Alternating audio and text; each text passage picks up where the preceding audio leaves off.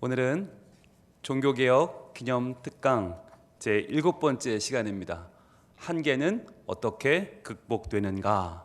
한계는 어떻게 극복되는가? 라고 하는 제목으로 오늘 강의하려고 해요. 우리가 삶을 살다 보면 어려움이 하나하나 오는 게 아니고요, 한꺼번에 확 밀려오잖아요. 그래서 하나가 오면 해결하고 그 다음 거 오고 이러면 좋은데, 그게 아니라 썰물처럼 한꺼번에 막 몰려온단 말이죠. 그래서 과연 우리의 이 한계를 절실하게 느낄 때 이걸 한 방에 해결할 수 있는 해결책이 있으면 얼마나 좋겠어요. 그런데 과연 우리의 모든 문제들, 내 삶의 문제, 내 인생 가운데 찾아드는 그 많은 문제들을 한 번에 해결할 수 없을까? 우리는 늘 그런 생각을 하잖아요. 그래서 과연 그런 꿈을 우리만 꾼 게 아니라 중세 교회도 꿨단 말이죠. 그런데 역사적으로 어떤 교회는 어떤 노력을, 지금까지 해결책을 강구해 왔는가, 그리고 우리가 추구해야 될 해결책은 무엇인가 라고 하는 것을 오늘 좀 보려고 합니다. 자, 보여주시죠. 자, 제목, 한계는 어떻게 극복되는가, 이거예요. 자, 한계는 극복될 수 있습니다. 예, 극복될 수 있고요. 한번 보겠습니다. 자, 지난번까지 저희가 어떻게 지금까지 했냐면 6번을 했는데 1강에는 239명이 하셨고요. 역시 239명, 235명, 235명, 225명. 지난 6강은 203명이 현재 지금 과제를 보내주셨고 함께하고 계십니다. 다음 세대도 지금 53명이 시작해서 현재 49명, 43명 열심히 따라하고 있습니다. 여러분들 한번 시작하신 분들은 지금 계속 하고 계시고 또 새롭게 동참하고 계신 분들도 많이 계십니다. 그래서 저는 끝까지 이 숫자가 점점점 늘어서 저희 교회 할 수 있는 분들은 다 한번 참여하면 참 좋겠습니다. 자, 이게 지난 시간에 참여했던 분들의 이름입니다. 한번 쭉 보시면서 내 이름은 어딨나 한번 보시면 좋겠어요. 네, 여러분의 이름을 한번 확인해 보시고 뿌듯하시죠? 수고하고 애쓰고 참 여러분 고생 많이 하고 계십니다. 자, 그러면 시작해 볼까요? 자, 지난 시간에 우리가 내 삶의 가치는 얼마인가 라고 하는 내용을 봤어요. 그러면서 우리가 과연 포로인가 자유인인가 하는 내용을 다뤘잖아요. 어떤 내용이었냐면 이런 내용이었어요. 중세에는 누구나 유아 세례를 받았고요, 태어나면 유아 세례 받고 또 세례명이라는 걸 받았잖아요. 근데 그 세례명이 뭐냐면 그날 죽은 성인의 이름이에요. 그러니까 성인이 죽은 날 나는 태어났고 내가 그 성인의 공로를 받아 사는 거죠. 그러다 보니까 이 세례명이라고 하는 게 사실 우리는 되게 멋있어 보이잖아요. 천주교 사람들 뭐 무슨 티노, 무슨 깔리노 이런 되게 멋있어 보이는데 그게 사실은요 그날 죽은 사람 이름이에요. 그러니까 이게 사실 알고 보면 참 찝찝할 수도 있어요. 그러니까 이거를 지금 우리가 신화적으로 미신적으로 오늘 죽은 그분의 삶의 공로가 나한테 올 것이다 라고 하는 기대와 소망을 가지고 있으니까 이 세례명이라는 게 유효하지만 사실 개신교는 세례명이 없잖아요. 없는 이유가 나는 나예요. 나는 하나님의 피조물이고 나는 하나님 자녀지 나는 누구의 공로로 사는 사람이 아니기 때문이에요. 그래서 여러분 우리는 누구에게도 기대지 않는다. 그래서 성인에게 중재와 보호를 구하지 않아요. 우리는 그 당시에는 성 바오롯이여 내가 당신의 뒤를 잇겠사오니 당신이 나를 중재해 주시고 보호하시고, 여러분 이거 자체가 우리는 말이 안 되죠. 중보는 한 분이시니 곧 예수님밖에 없잖아요. 그래서 교회가 칠성사라고 하는 태어나면서부터 죽을 때까지 칠성사로 70년의 인생을 통제하는 현실을, 칠성사가 완전히 모든 인생을 꽉 틀어잡는 현실을 루터는 이스라엘 70년 포로 생활로 비유를 했죠. 그래서 우리는 포로처럼 갇혀 있다. 그런데 그 포로 생활을 가능하게 하는 그 핵심에는 누가 있었냐면 당사자의 신앙과는 관계없이, 전혀 관계없이 역사하는 교황의 권세가 있다는 걸 우리는 배웠어요. 그래서 이 교황의 권세가 마치 하나님처럼 우리를 붙잡고 우리를 포로로 끌고 가는 그런 인생을 중세에는 살았단 말이죠. 자, 그럼 이제 우리는 어떻게 살아야 되는가? 마틴 루터는 종교개혁을 시작하면서 교황의 열쇠의 권위, 그거 대신 즉 하늘을 열고 푼다는 성인의 통공을 연다는 그 열쇠 대신에 차라리 중보기도를 해라, 우리를 위해서 기도하는 게 낫지 않냐라고 강변했죠. 그러면서 교황의 파문 경고 조서를 불태워버렸습니다. 불태우면서 나는 이제 권위 대신에 뭘 따르겠다? 자유를 따르겠다. 그래서 나는 이 파문, 교황이 권위로 파문하는 것을 따르지 않고 그리스도인의 자유를 따르겠다라고 하는 논문을 발표하죠. 그러면서 그리스도인은 얼마나 존귀한 존재인가, 우리가 교황과 사제와 이 권위에 눌려 사는 포로가 아니라 우리는 자유인이다라고 하는 논문을 발표하죠. 그래서 공식적인 종교개혁에 나섭니다. 그리스도인은요, 믿음으로 구원받은 자유인이다. 이게 우리의 핵심이에요. 이게 우리 삶의 가치였어요. 누구에게도 종속되지 않는다는 거죠. 예, 누구에게도 종속되지 않는다. 이게 우리 삶의 가치라는 거, 자유인의 가치를 여러분 누리시면 좋겠습니다. 그래서 그 어떠한 미신도, 그 어떠한 신화도 우리를 종속시킬 수 없고 우리를 지배할 수 없습니다. 그 어떠한 매개체도 없습니다. 우리는 예수 그리스도를 믿어 하나님의 자녀로 살아가는 하나님 자녀, 자유인의 가치를 갖게 된 것이죠. 자, 그래서 이제 우리는요, 우리 어떠하게 살아가는가, 사제의 권위, 성사의 절차 의존할 필요가 없는 거예요. 칠성사에 매여가지고 태어나면서부터 죽을 때까지 매여 있을 필요가 없어요. 예수님의 이름만으로 하나님께 나아가죠. 이제는 의존하지 않는다. 의존하지 않고 예수님의 이름, 그 이름의 가치, 그 이름의 권세. 그래서 예수님 하고 부르면 언제든지 예수님 우리에게 응답하시고 다가오셔서 우리를 만나주시고 우리의 기도를 들어주시고 우리의 예배를 받아주시는 거죠. 그러나 이 자유는 왜 주어졌어요? 방종하라고 주어진 게 아니라 만물을 봉사하는 종으로서 섬기기 위해서 주어진 것임을 꼭 기억해야 된다라고 했어요.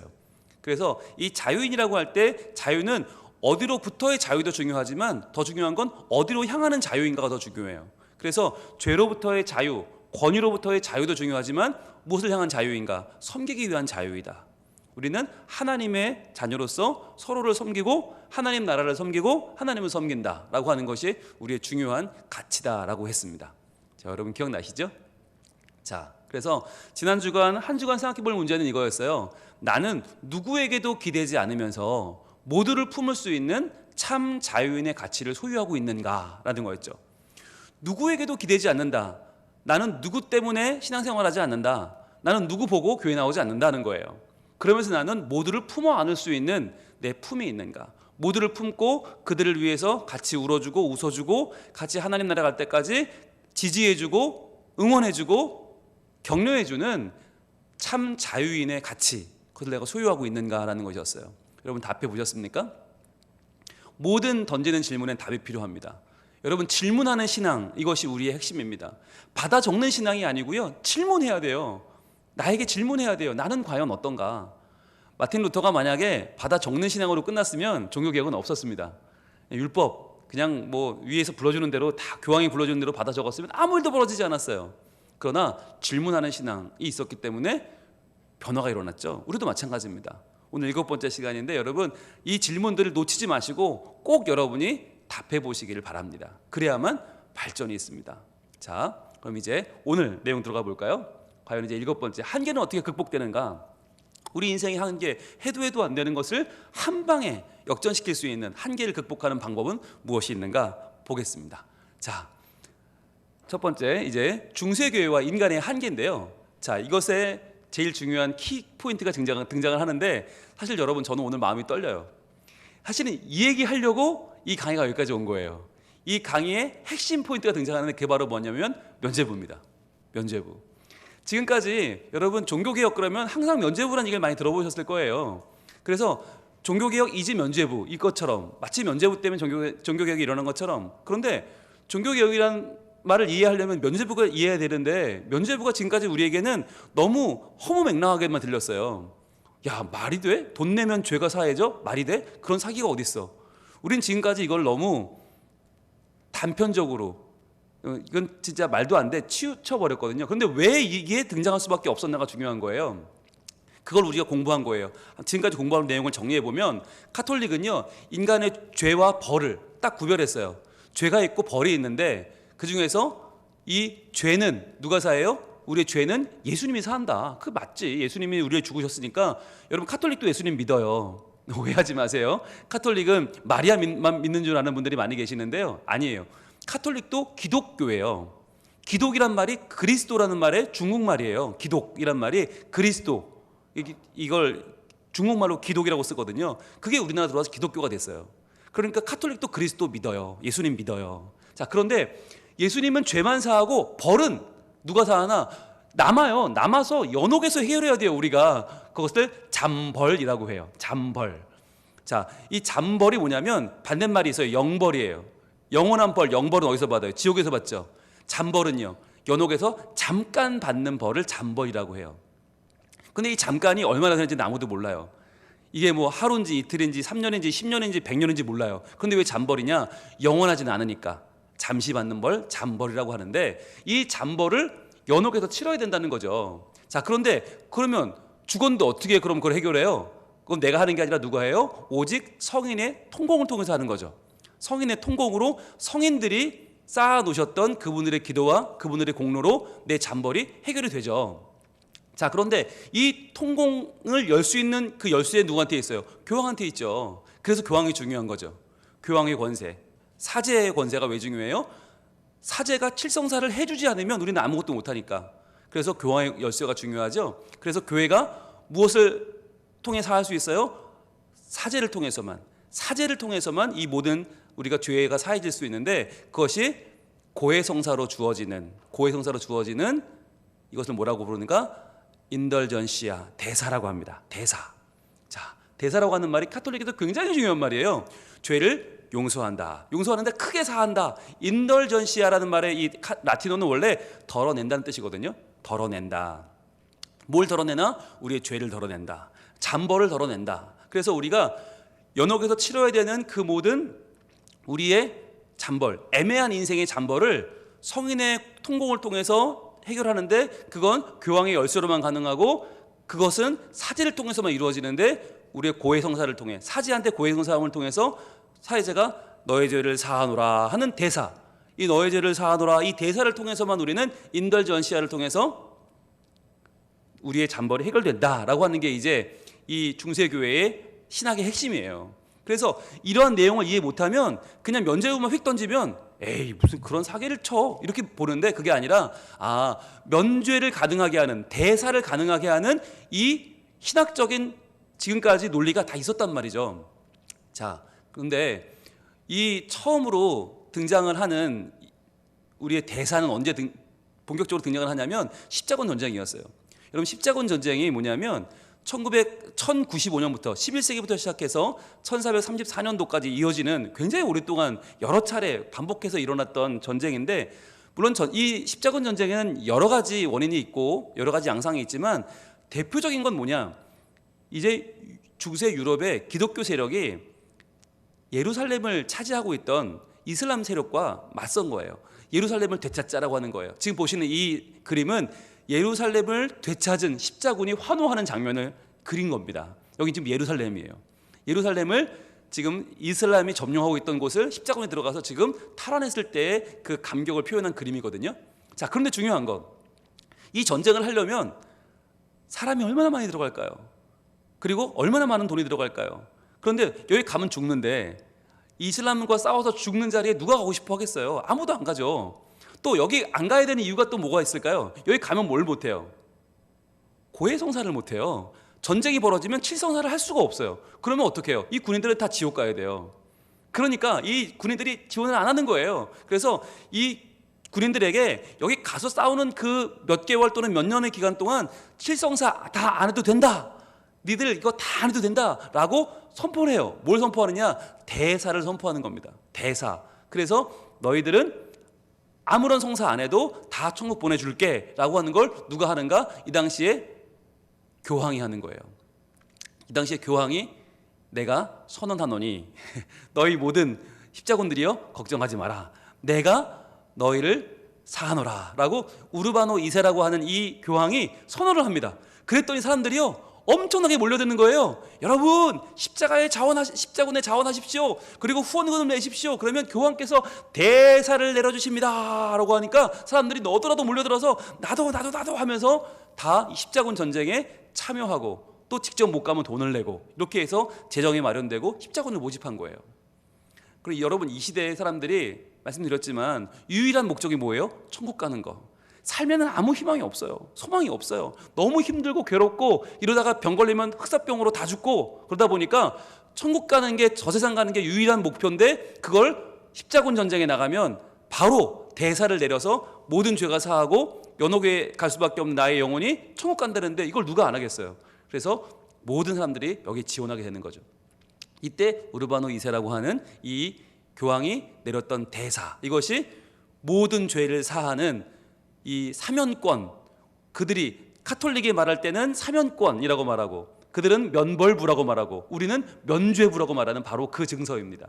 그 증서를 받으면 그 사람은 자기의 모든 죄를 다 사함받고 내가 천국을 확실하게 갈 수 있는 천국에 대한 나의 면죄권을 받게 되는 거죠.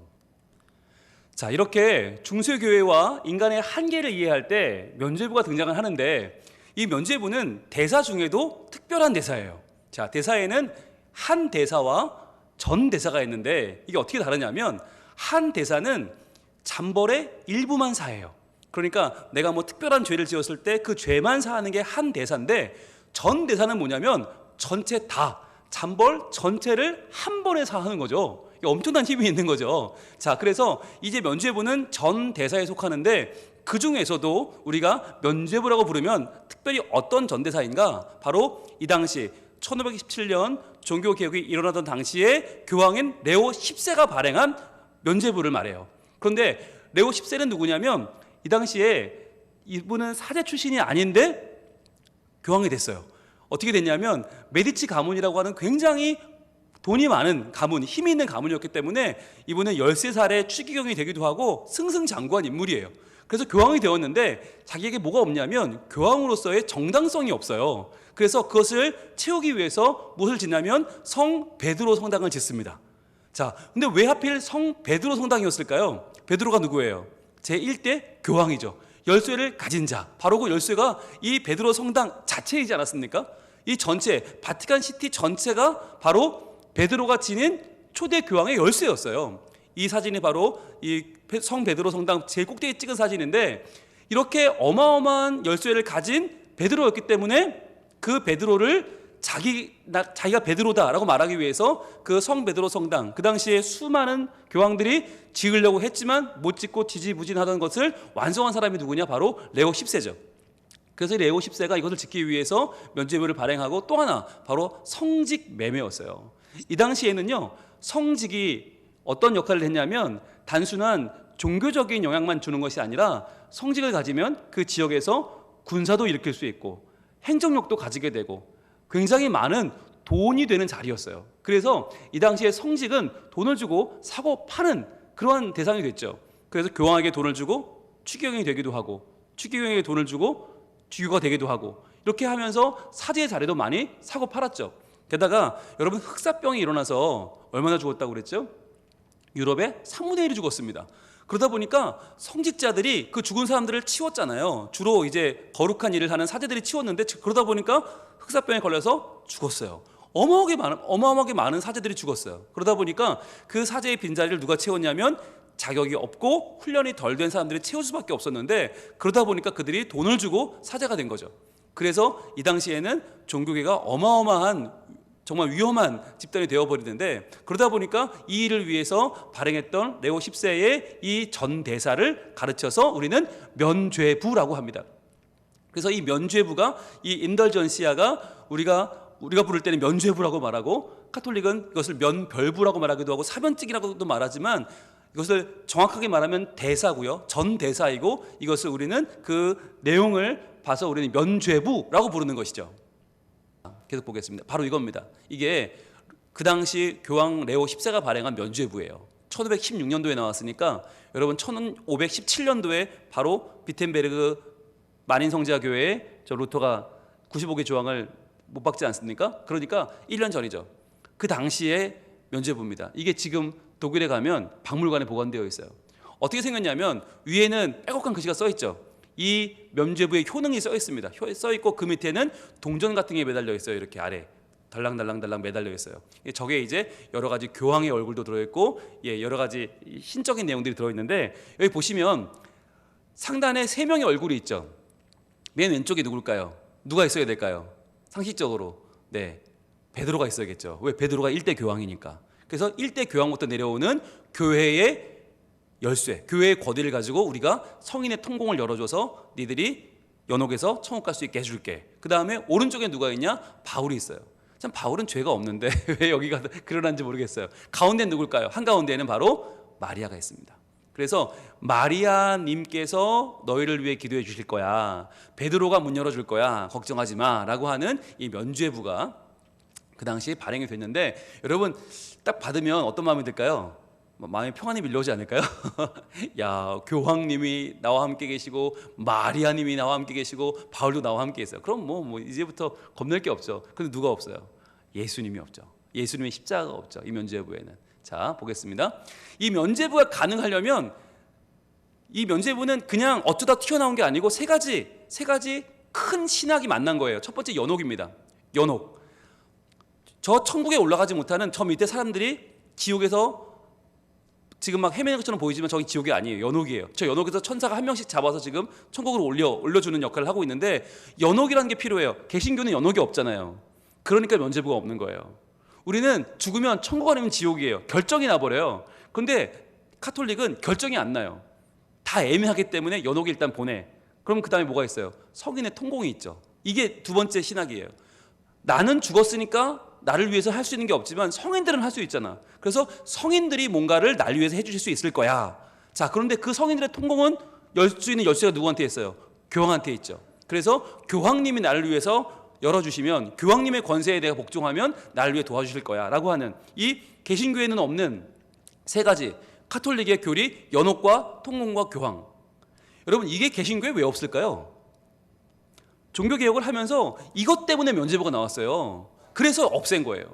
개신교 교리에는 연옥도 빼고 통공도 빼고 교황도 뺀 이유가 뭐냐? 결국은 이거 세 개가 만났어요. 삼위일체로 만나서 얘네들이 만나서 만들어낸 게 뭐냐면, 그게 이제 면죄부의 신화인데, 이 신화에 그럼 뭐가 끼어드느냐? 두 가지가 끼어듭니다. 첫 번째는 무지가 끼어들어요.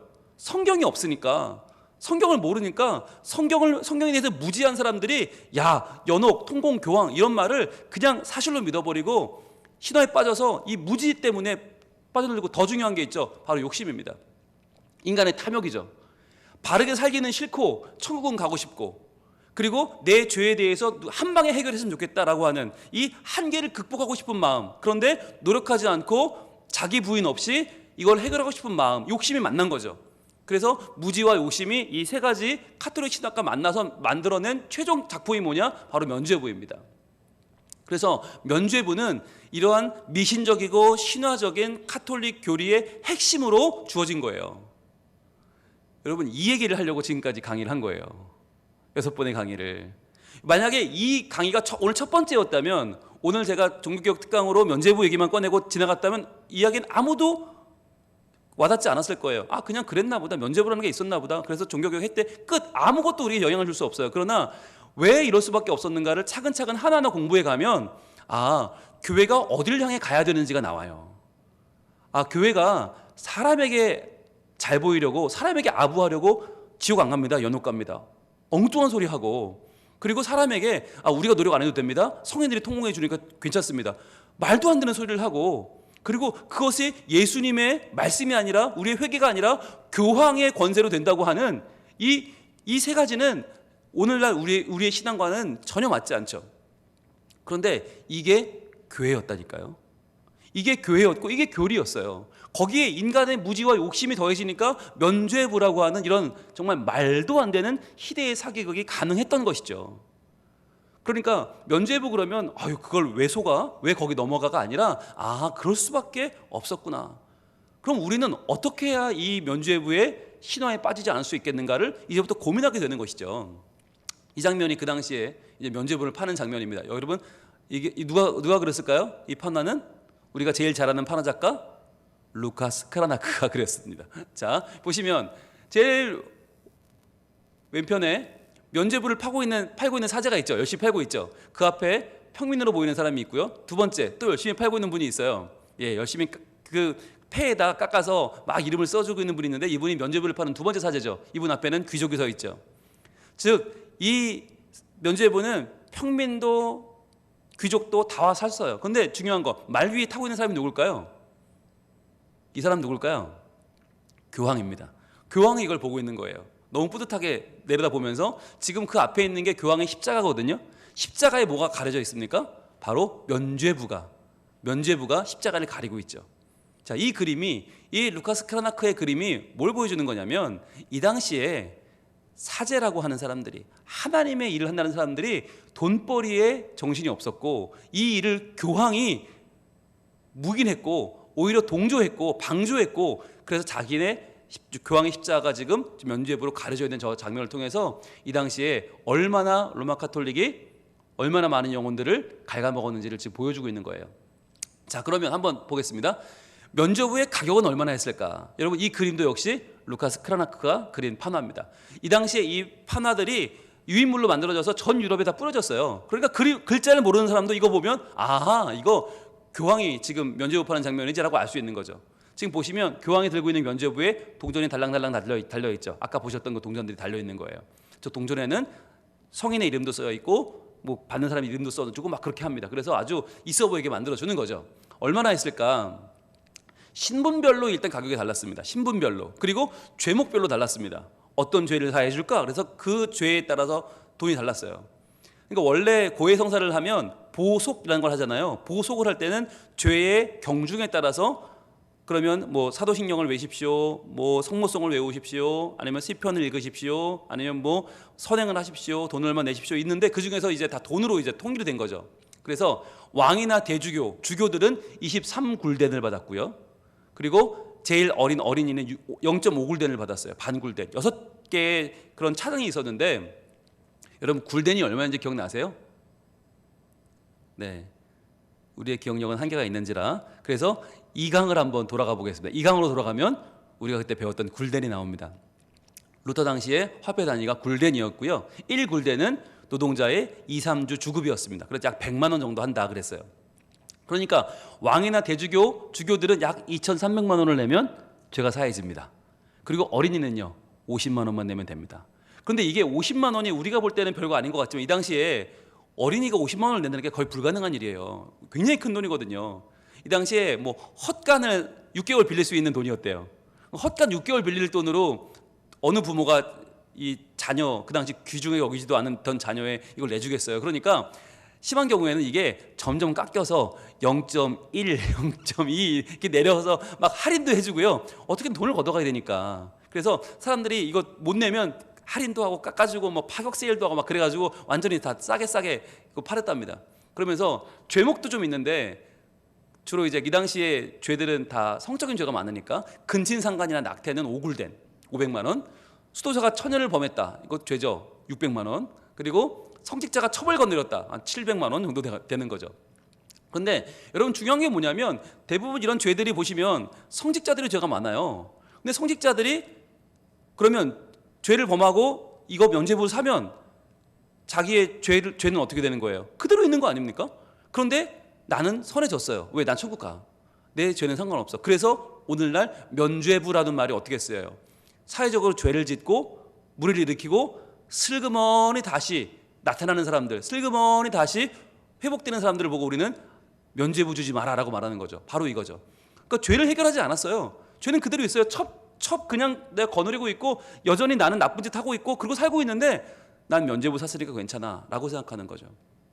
그래서 면죄부는 뭐냐면 내 죄를 무마시키는 무언가예요.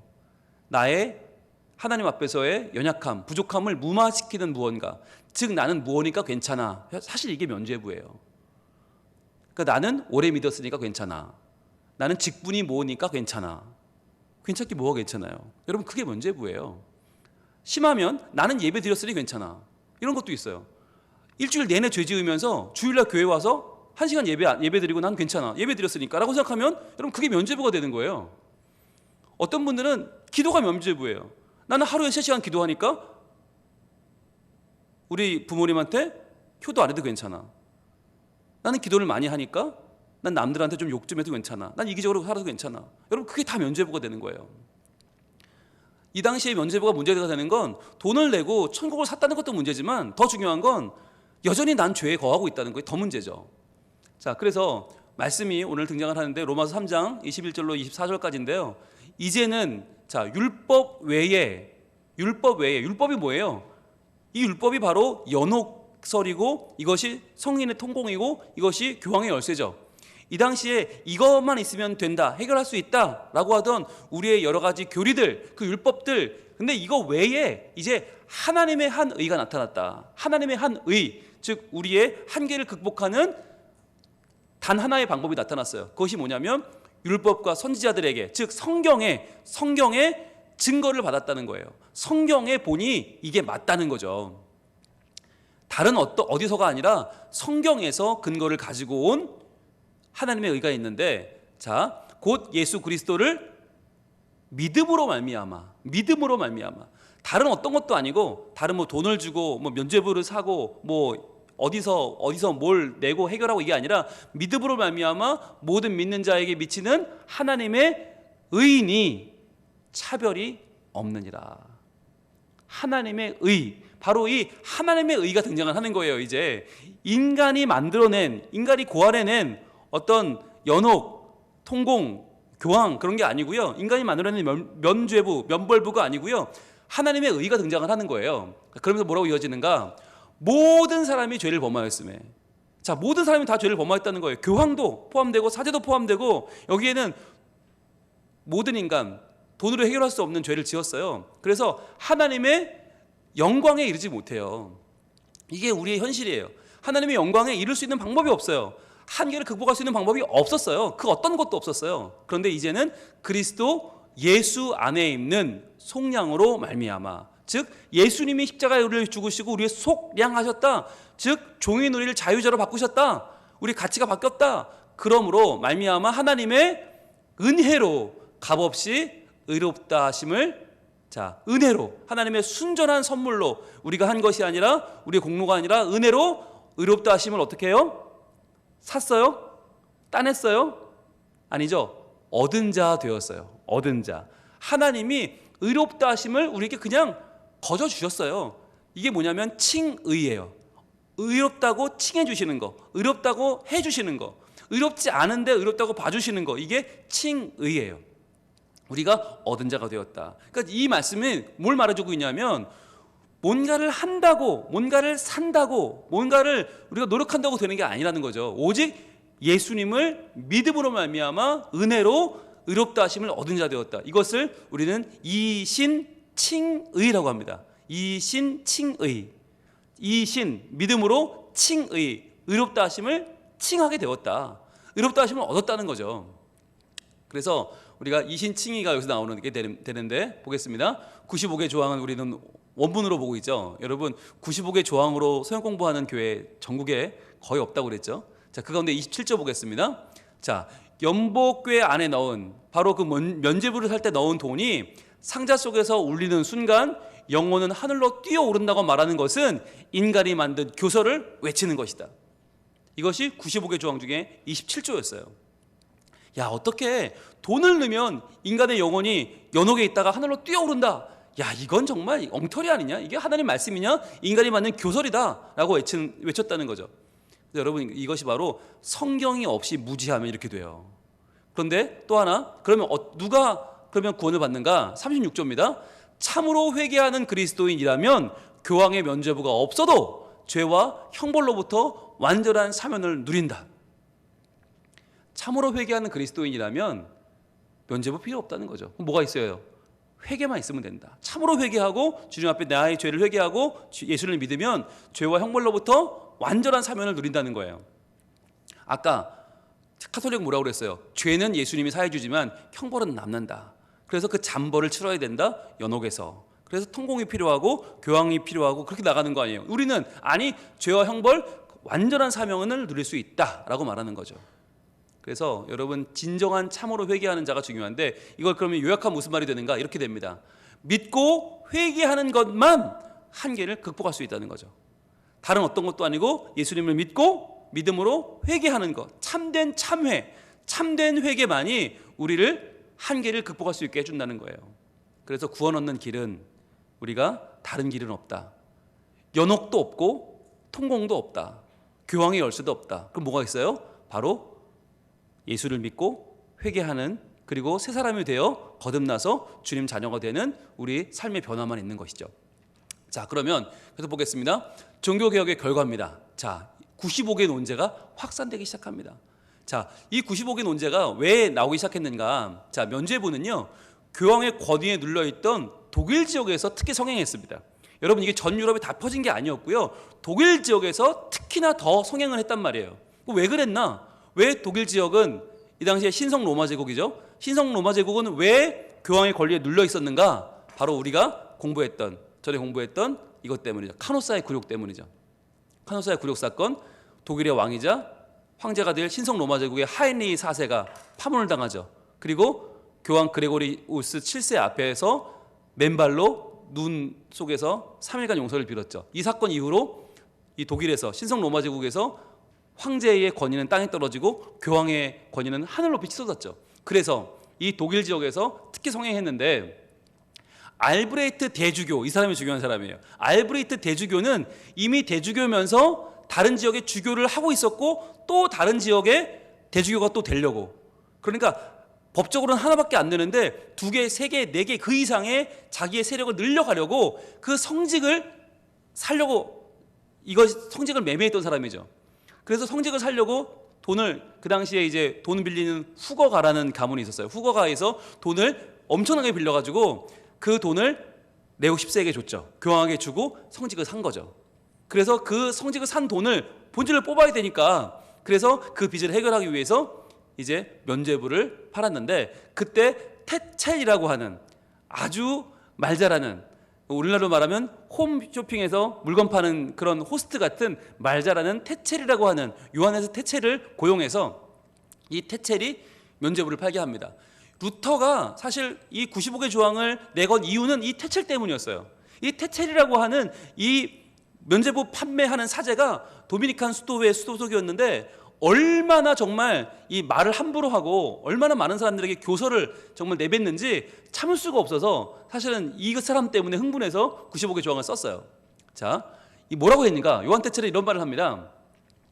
이것을 통해서 얻은 은총은 무조건 효과가 있고 용서받지 못할 죄가 아예 없습니다.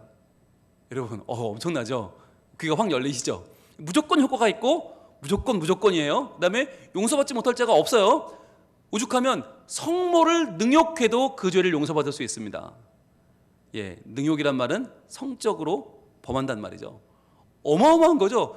카톨릭에서 하나님처럼 여기는 하나님의 어머니 성모, 그 성모 마리아를 능욕해도 죄를 용서받을 수 있습니다 라고까지 했다는 거예요.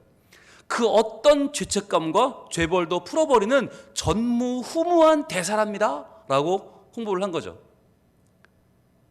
아마 이 테첼도 그 당시 사제라고 하지만 라틴어를 잘 몰랐을 것 같아요.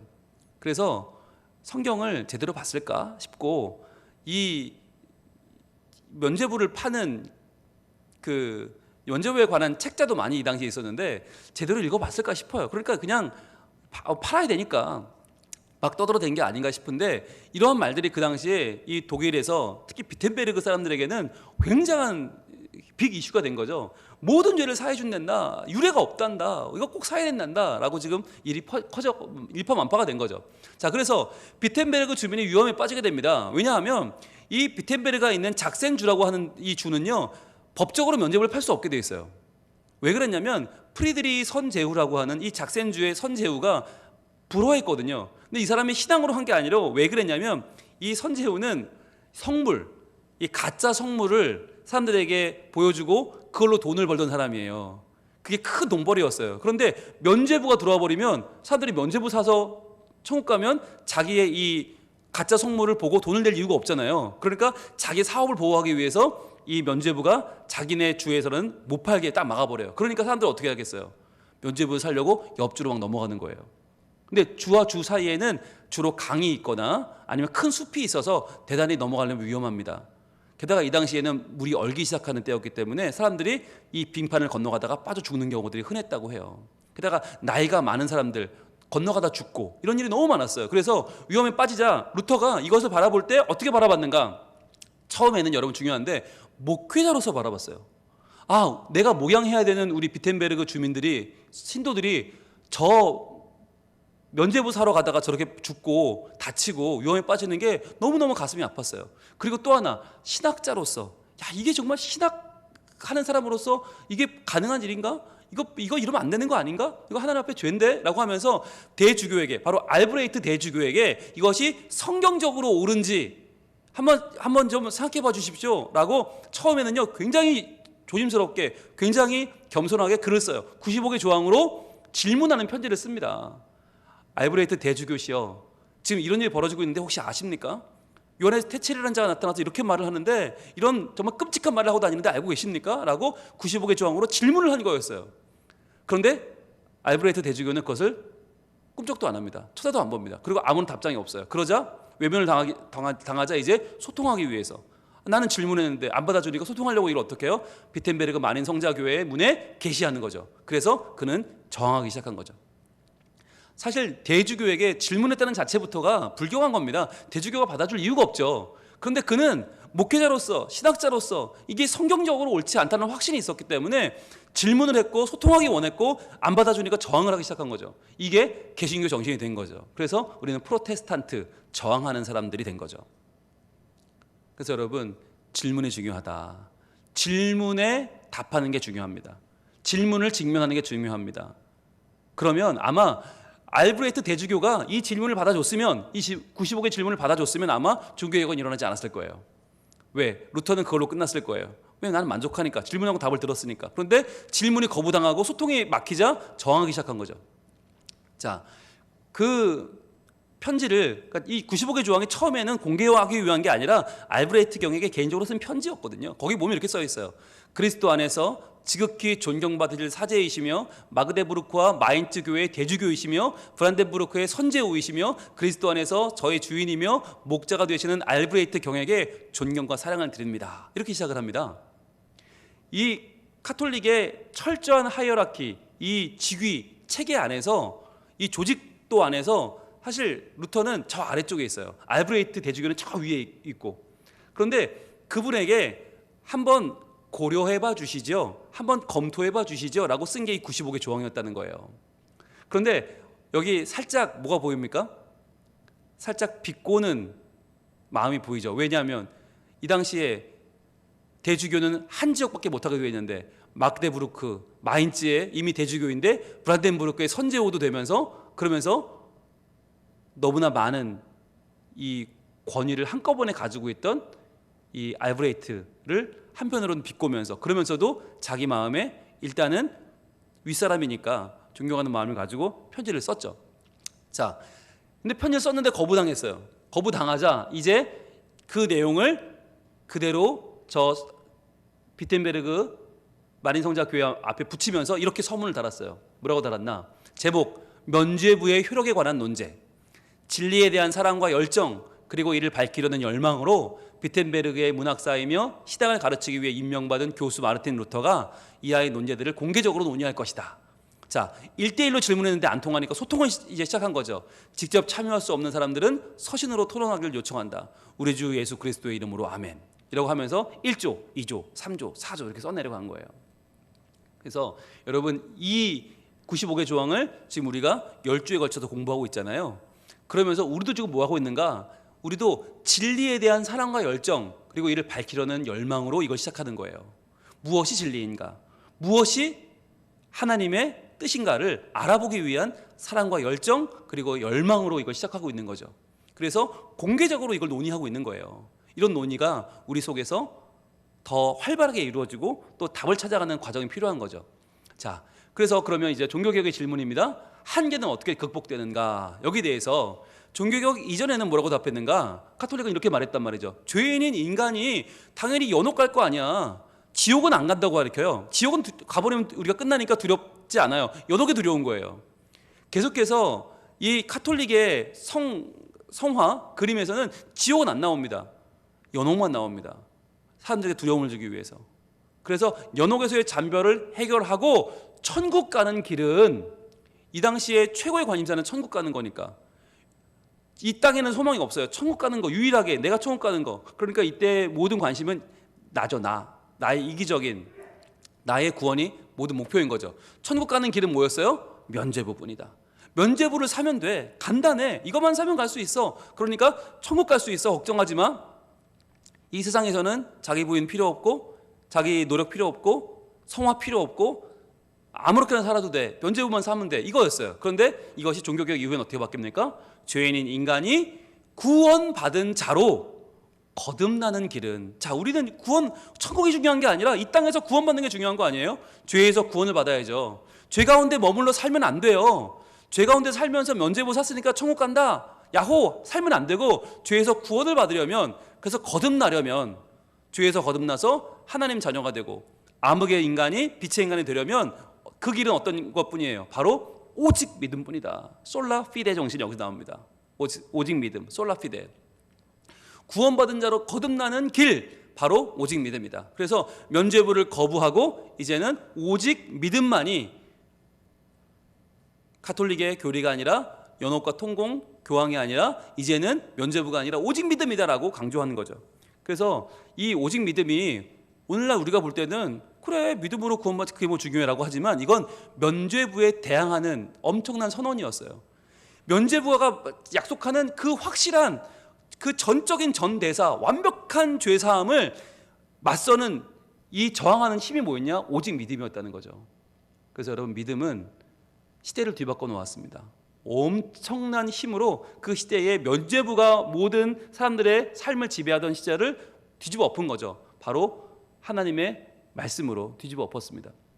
자, 이것이 비텐베르그 시교회에 있는 재단화인데요, 루카스 크라나크 부자가 그렸죠. 여기에는 바로 개신교의 모든 신학을 한눈에 보여준다고 했습니다. 이 가운데에서 우리가 오늘은 오른쪽에 있는 저 참회에 관한 그림을 잠깐 보려고 해요. 자, 저 그림을 크게 보시면 이렇게 되는데, 여러분, 이 그림이 뭘 보여주고 있냐면 개신교의 참회가 고해성사와 어떻게 다른가, 무엇이 다른가, 우리는 무엇을 믿는가를 보여주고 있는 거예요. 자, 여러분 보시면 이 그림을 잠깐 보세요. 가톨릭의 고해성사와 뭐가 다르죠? 어떻게 다르죠? 고해성사는 누구한테 합니까? 사제에게 합니다. 사제가 대사를 해줘야만, 죄를 사해줘야만 되죠. 그런데 여기 누가 있어요? 가운데 있는 저분은 사제가 아니라 목사님이에요. 요하네스 부겐하겐이라고 하는 시교회 목사님. 루터가 저 비텐베르그 시교회를 30년 목회하고 처음으로 개신교 목사를 청빙합니다. 여러분, 루터는 목사가 아니었어요. 루터는 사제였어요. 사제. 그가 30년 목회하고 처음으로 개신교 목사를 뽑은 사람이 바로 요하네스 부겐하겐인데, 사제가 아니라 지금 목사님이 앉아있죠. 자, 그리고 또 하나 뭐 있어요? 뭐가 달라요? 천주교 고해성사는 1대1로 합니다. 완전 비밀로 1대1로 해요. 그런데 여기 보시면 사람들이 일단 많죠. 수많은 회중들 앞에서 공개적으로 합니다. 이게 개신교의 차이입니다. 개신교는 1대1로 마치 사제가 하나님의 대리인인 것처럼 그렇게 죄를 듣는 이런 실수 없어요. 차라리 할 거면 모두 앞에서 해라. 모두 앞에서 정말 하나님 앞에 차비하는 마음으로 모두 앞에서 할 거면 하고 1대1로 하는 거 아니다 라고 하는 거죠. 자, 그런데 앞에 보시면 두 사람이 있는데, 먼저 무릎 꿇고 있는 이 오른쪽 사람 보세요. 무릎을 꿇었다는 건 무엇을 말할까요? 모자를 벗고 무릎을 꿇었어요. 진심으로 참여하는 모습을 보여주고 있는 거예요. 아, 나 정말 잘못됐습니다. 정말 나는 하나님 앞에 죄인입니다 하고 있어요. 그 옆에 있는데 빨간 옷 입은 사람 보세요. 그 사람은 주춤주춤 가려는 것도 아니고 올려는 것도 아니고 지금 막 망설이고 있죠. 그러면서 뭘 들고 있어요? 저 권세를 상징하는 호를 들고 있어요. 저 권위, 지휘복을 들고 있어요. 자신의 권위와 욕심을 꽉 붙잡고 놓지 않으려고 하는 거예요. 아, 나는 죄인 아니야. 나는 아니야. 난 참회, 난 필요 없어. 나는 그래도 입안하면 괜찮아 하고 있어요. 그런데 손을 보세요. 손이 결박되어 있어요. 나는 자유하다고 여기지만 스스로를 지금 속박하고 있는 거예요. 나는 죄인이 아니라는 나의 자존심과 자부심이 실제로는 하나님 앞에 나가지 못하게 나를 붙잡고 있는 거죠. 속박하고 있어요. 손이 묶여져 있어요. 자, 그럼 여기 보시면 지금 이 부겐하겐에 들고 있는 두 가지, 열쇠 두 개가 보이는데, 이 두 가지가 하나는 내어주고 있고 하나는 거둬들이고 있어요. 여러분, 처음에 우리가 배울 때 교황이 열쇠를 한 개 들고 있습니다. 이거 열쇠 뭐예요?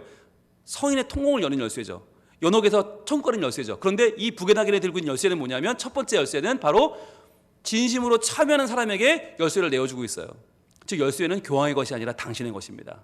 당신이 참여하고 당신이 믿어서 당신이 천국 가는 겁니다 라고 열쇠를 내어주고 있어요. 그러나 한쪽에 반대편에서 오른쪽 사람은 지금 참여하지 않죠. 지금 어중뛰게 있고 자기의 권세를 의지하고 속박되어 있죠. 이 사람에게는 열쇠를 거두어 드립니다. 아, 당신은 천국 갈 마음이 없군요 라고 열쇠를 거두어 드려요. 그러니까 이 열쇠는 카톨릭에서는 교황이 들고 있었지만 이제 개신교는 각자에게 주어지는 거예요. 그래서 참여하는 자에게는 천국의 열쇠가 주어지고, 이제 참여하지 않고 자기를 계속해서 버티려고 하고 어떻게든 하나님께 나가지 않으려고 고집 부리는 자에게는 이 열쇠는 거두어진다는 거죠. 그래서 여러분, 이제는 누가 나에게 열쇠를 베풀어 주는 게 아니고, 누가 나를 도와주는 게 아니고, 누가 나를 구원시켜 주는 게 아니고, 이제는 내가 그 열쇠로 스스로 열고 천국을 가는 거죠. 그러기 위해서 뭐가 필요합니까? 오직 믿음인 것이고, 참여하는, 하나님 앞에서 내 자신을 완전히 새롭게 하는 우리의 신앙의 고백이 필요한 것이죠. 결론입니다. 오직 믿음을 강조한 이신칭의, 오직 믿음, 이것이 바로 이신칭의입니다. 그런데 여러분, 이신득의라고도 하는데 우리는 장로교는 이신칭이란 말을 더 많이 씁니다. 왜냐하면 득은 얻었다라는 말인데 뭔가를 해서 얻은 것 같잖아요. 근데 칭의는 그렇다고 말해주는 거예요. 그렇다고 치자, 의롭다고 해주자, 얻은 자이기 때문에 우리는 득의가 아니라 칭의를 쓰는데, 의롭다고, 믿음으로 의롭다고 칭함을 받았죠. 이것은 죄인이 회개하고 예수 그리스도를 주와 구주로 믿고 영접할 때, 자, 여러분, 주님을 영접한다는 말이 뭐냐면 이제는 내가 주인이 아니란 말이에요. 아까 그 열쇠가 거두어지던 그 사람은요, 자기가 주인이었어요. 내 홀, 내 지휘봉, 내 권세, 내가 주인이었어. 영접하지 않았어. 그러면 이 사람은 구원 못 받는 거죠. 그러나 이제 내가 오직 예수님을 구주로 믿고 영접할 때 하나님은 어떻게 해요? 그의 모든 죄를 사하여 주시는 거예요. 그리고 그를 누구만큼 의롭다고 봐주실까요? 누구만큼? 예수님만큼. 왜? 모든 죄를 사하셔서 예수님만큼 의로운 자라고 우리를 여겨주세요. 왜? 예수님이 우리 주님이니까. 주님이신 예수님이 우리의 가치가 되는 거예요. 그래서 내가 나의 주면 내만큼만 하나님은 나를 의로운 자라고 봐주시지만, 이제 내가 예수님을 믿고 예수님이 내 구주가 되면 나를 예수님만큼 의로운 자라고 선언하시는 사건이 되는 거예요. 이제는 내가 예수님을 믿고 예수님이 내 구주가 되셔서 이제는 예수님만큼 나는 의롭다라고 하나님이 선언하시는 사건이 벌어지죠. 그게 구원 사건이죠. 그것이 바로 이신칭의라고 하는 사건이에요. 루터는 이 이신칭의가 얼마나 중요하냐면 복음의 중핵이라고 했어요. 중핵이란 말이 뭐냐면 핵심 중에 핵심이다. 복음의 핵심 중에 핵심, 가장 중요한 가치가 뭐냐? 바로 이거다. 즉 믿음으로 의롭게 된다. 여기에는 오직 믿음인데 다른 뭐 또 끼어들지 말라는 거죠. 야, 연옥 끼어들지 마. 통공 그런 거 없어. 교황, 야, 명함 내밀지 마. 오직 믿음이야. 예수님을 믿는 것 외에는 그 어떤 것도 끼어들지 마라고 선언한 거죠.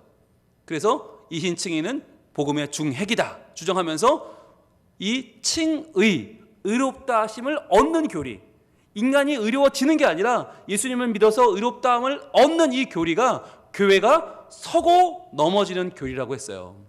이 칭의가 믿어지면 교회가 서고, 이게 안 믿어지면 교회는 넘어진다. 즉 교회가 예수님을 믿어 구원 얻는 것, 이것 외에 다른 걸 주장하면 반드시 넘어진다는 거예요. 그래서 오늘날 교회가 교회되게 하는 것, 만약에 우리 교회가 이거 아니면 우린 넘어진다라고 말하면 그것은 바로 우리를 넘어지게 하는 거다라는 거예요. 어떤 교회는 그래요. 우리 교회는 담임 목사 없으면 넘어진다. 그럼 그 담임 목사가 걸림돌인 거죠. 우리 교회는 어떤 분 없으면 넘어진다? 그분이 걸림돌이 되는 거예요. 우리 교회는 어떠한 모임이 없으면 넘어진다? 우리 교회는 어떠한 지역이 없으면 넘어진다? 우리 교회는 만약에 더 많은 것들이 있겠죠. 더 많은 얘기를 하고 싶지만 해당되는 교회들이 한국에 너무 많기 때문에 괜히 분란을 일으키고 싶지 않아서 여러분 진짜 어느 교회든 그게 다 있어요. A 아니면 넘어진다. 우리 교회는 안 된다. 그럼 그 A 때문에 그 교회는 넘어지는 거예요. 결국 서고 넘어지는 원리가 여기 있기 때문에 예수님을 믿는 것 외에 그 어떤 것이라도 갖다 댈 수 있는 게 있다면 그것은 우리를 넘어뜨리는 것이다 라고 하는 것을 여러분 기억하시고, 교회가 교회되는 오직 한 길은 뭐냐? 이신칭의, 믿음으로 의롭다 하심을 얻는 것이다. 그래서 면죄부라고 하는 가장 눈에 보이는 선명한 한계 극복 대체제를 내세웠던 카톨릭을 그 어마어마한 세력과 질문하고 소통하고 결국 저항해냈던 개신교의 정신이 뭐냐면 바로 이신칭의 오직 믿음이다라는 걸 기억하시고, 여러분 우리가 이 믿음을 가지고 당당하게 살아갈 수 있기를 원합니다. 자, 한 주간 생각해 볼 제목입니다. 같이 한번 읽어볼까요? 시작. 나는 내 구원의 확신을 내가 자부하며 살아가는 무언가에 두는가, 아니면 오직 믿음에 두는가, 이거예요. 내 구원의 확신을 자부하는 것, 그것이 과연 뭔가라는 거예요. 내가 목사니까? 내가 장로니까? 나는 권사쯤 됐으니까? 나는 집사쯤 됐으니까? 나는 교사를 30년 했으니까? 나는 찬양대를 20년 했으니까? 아니, 그거 아무것도 아니라는 거예요. 나는 뭐 3대째 믿으니까? 나는 뭐 미션 스쿨 나왔으니까? 아무 소용이 없다는 거예요. 나는 신학을 공부했으니까? 나는 남들보다 좀 나으니까? 뭐 다 필요 없어요. 무엇도 아니고 내가 하나님 앞에 내 신앙의 핵심 중에 핵심으로 붙들고 살아가야 되는 것, 그것은 바로 오직 믿음이다. 이것을 여러분 기억하시고 우리의 마음 가운데 하나님을 다시 한번 바라보면서 그분을 향한 우리 마음의 중심을 확실하게 부여잡고 오직 믿음의 신앙을 회복하신 여러분 될 수 있기를 축복합니다. 우리가 함께 같이 시간 기도할 텐데요. 하나님, 제가 믿고 있는 건 무엇입니까? 내가 자부하는 거, 내가 의지하는 건 무엇입니까? 주님, 오직 하나님만 의지하게 하시고, 오직 하나님만 신뢰하게 하시고, 오직 믿음으로 하나님께 의롭다 하심을 얻는 제가 되고 우리가 되게 하여 주시옵소서. 예수님을 믿는 믿음 외에 그 어떤 것도 대체제가 될 수 없습니다. 저에게 면죄부처럼 주어지는 것은 무엇입니까? 내가 붙잡고 있는 면죄부는 무엇입니까? 다 내려놓고 다 버리게 하시고 오직 믿음만 의지하게 하여 주시옵소서. 같이 우리 기도하겠습니다.